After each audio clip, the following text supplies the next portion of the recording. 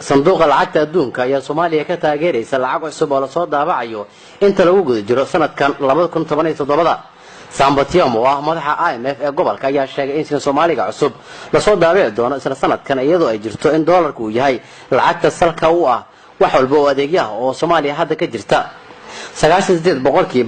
lacagta la isticmaalo waa mid been abuur ah 2% ayaa ka hartay lacagii la soo daabacay sanadihii 1990 ilaa 1991 oo waliba xaaladda ay adag tahay ayuu yiri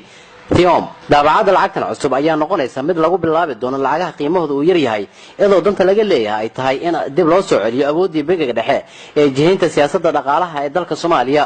waxa uu sheegay Thiom in IMF ay garabsiin doonto sidoo kale bangiga dhexe uu nidaamin doono oo majraha u qaban doono siyaasadda maaliyadda si maalgashiyaal cusub Soomaaliya ay u hesho